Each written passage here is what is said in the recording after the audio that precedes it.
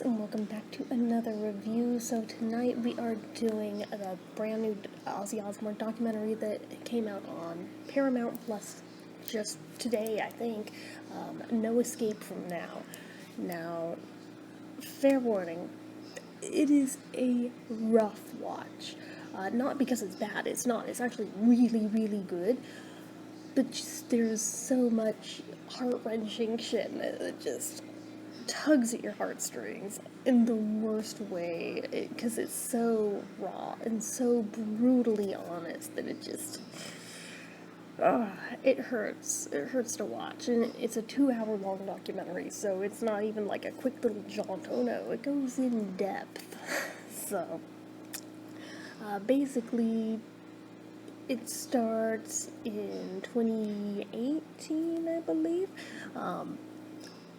where I think there was the initial accident that fucked up Ozzy's back and neck and everything, that started the ball rolling towards how he ended up. I mean, obviously we all remember the ATV accident from years and years and years earlier. This is not that. This was a separate one completely, and it seemed like just everything was botched every damn step of the way with this. Which, again, is unfortunate, and knowing how much pain he was in and goes into about that hurts, and knowing just how defeated and how much even emotional pain he was in as well really, really hurt to watch. And not just him, but like Sharon too. And it has like the highs and lows, because obviously like it's largely about the health struggles towards the end, but it also additionally, like obviously it includes the final concert, but even before that it includes ones where he had performed leading up to that, as well as the canceled tour that he wasn't able to do because he just wasn't consistently well enough to perform. It just, man, it's one of those things where it's both a blessing and a curse to have had the cameras going as constantly as they were for that man, because I think they were originally filming what they thought was going to be another show, but then that got turned into a documentary. Is that this one? I don't think so. I think that was for the UK one that I've also got my hot little hands on, but I haven't watched yet. So there is that.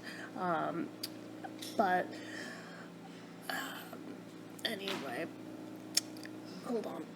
Sorry about that. Anyway, so I don't know if it was for two separate things. I don't know if the footage was all from that. I don't know, actually. But this one's twice as long as the UK one, so that makes me think maybe they're completely sole and separate.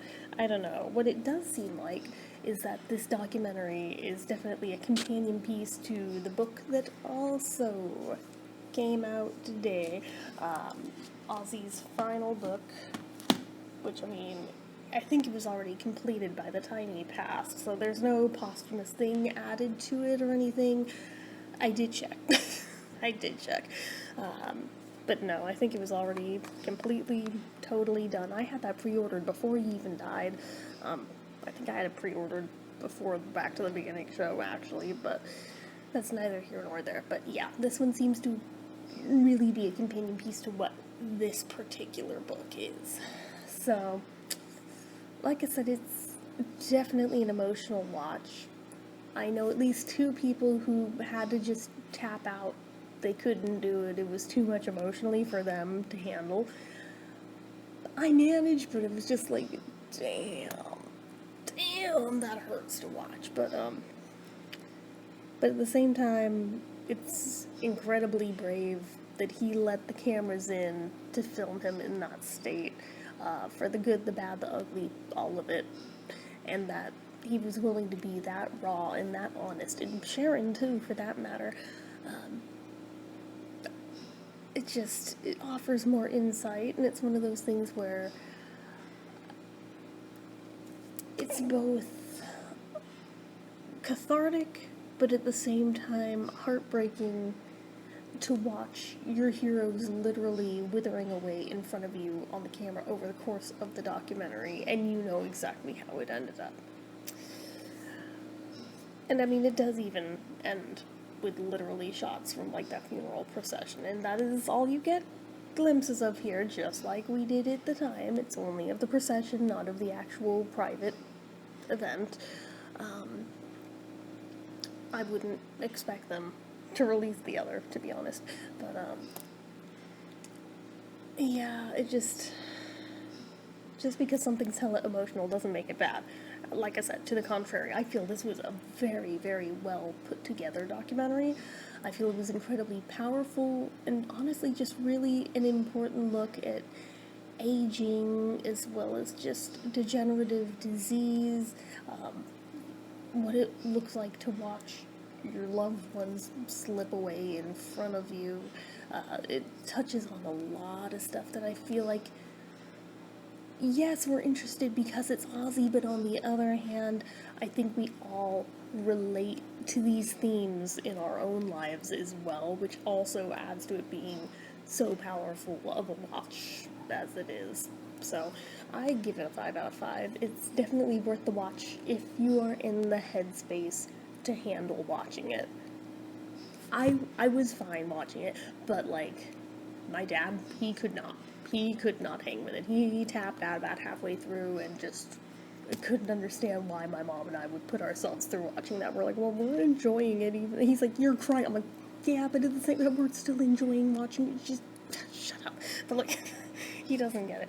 I think it hit a little too close to the bone for him, of just getting older, having to think about mortality and stuff. I mean, Ozzy was only about a decade older than my dad, so yeah, that's gotta be a scary thing to watch when the subject matter isn't that much older than you yourself, you know? So, I get it.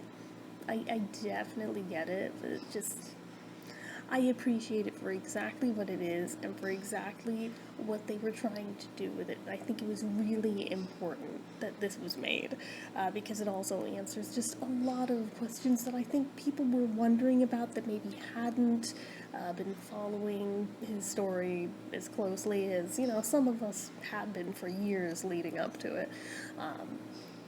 I think for me, maybe it wasn't quite as jarring as it could have been, was because I had been watching like the Osbourne's podcast as it happened, and we were kind of watching him go downhill even over the course of that. So I feel like we kind of had a little bit of insight there. Obviously not the full story, and obviously he wasn't as brutally honest there as he was here. But